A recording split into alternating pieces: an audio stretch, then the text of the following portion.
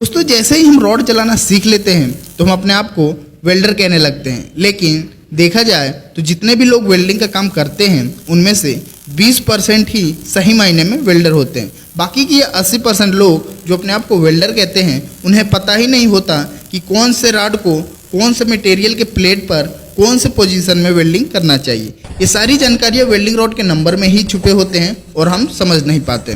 दोस्तों यदि आप भी इन 80% लोगों में से हैं तो इस वीडियो को कंप्लीट देखिए, वरना आप इस भ्रम में ही रहेंगे कि आप एक वेल्डर हैं। दोस्तों अलग अलग धातुओं के लिए अलग अलग वेल्डिंग के रॉड होते हैं, जैसे MS, SS, copper, GI, CI इत्यादि, और इन सब रॉड पर अलग अलग नंबर लिखा होता है, जिसका क्या मतलब होता है समझते हैं।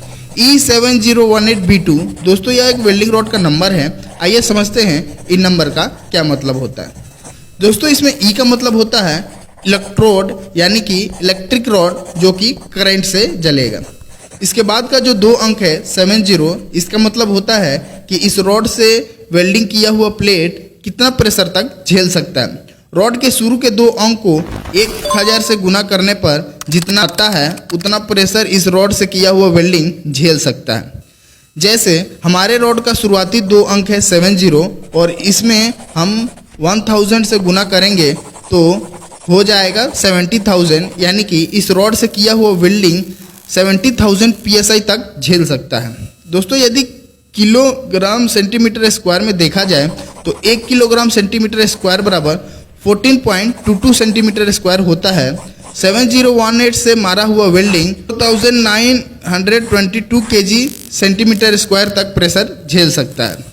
दोस्तों वेल्डिंग रॉड का तीसरा अंक बताता है कि इस रॉड को कौन कौन से पोजीशन में वेल्डिंग करने के लिए बनाया गया है। दोस्तों यदि वेल्डिंग रॉड का तीसरा अंक 1 है तो आप इसे कोई भी पोजीशन में वेल्डिंग कर सकते हो। यदि वेल्डिंग रॉड का तीसरा अंक 2 है तो फ्लैट और हॉरिजॉन्टल वेल्डिंग कर सकते हो। यदि वेल्डिंग रॉड का तीसरा अंक 3 है तो इसे केवल फ्लैट वेल्डिंग कर सकते हो, और यदि वेल्डिंग रॉड का तीसरा अंक 4 है तो इसे आप flat, horizontal, vertical down and overhead welding कर सकते हो। दोस्तों यदि आप इस नंबर में बताए गए पोजीशन के हिसाब से वेल्डिंग नहीं करते हो और कोई भी पोजीशन में वेल्डिंग मारते हो तो उस स्थिति में वेल्डिंग के क्रैक होने के चांसेस ज़्यादा रहता है और इसमें आप कंपनी को शिकायत भी नहीं कर सकते हो। दोस्तों वेल्डिंग रॉड का चौथा अंक बताता है कोटिंग और करंट के बारे में। कोटिंग का मतलब होता है कि इस वेल्डिंग रॉड में जो मसाला लगाया गया है वह कौन से धातु का बना है, और करंट का मतलब होता है कि इस वेल्डिंग रॉड को कौन से करंट पर जलाना है, AC करंट या DC करंट।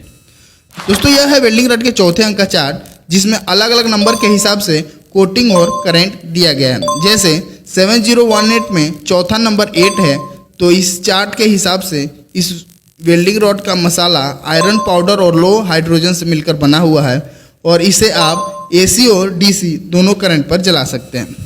दोस्तों वेल्डिंग नंबर के बाद जो अल्फ़ाबेट होते हैं वो बताते हैं कि यह वेल्डिंग रॉड किस मटेरियल से मिलकर बना हुआ है। यह है इसका चार्ट। यदि आप इन सब चीज़ों को पहले से जानते थे तो आप उन 20% लोगों में से हैं जो सही मायने में वेल्डर हैं, और जिन्हें इन सब चीज़ों की जानकारियाँ नहीं थी अब वह भी 20% वाले कैटेगरी में आ चुके हैं।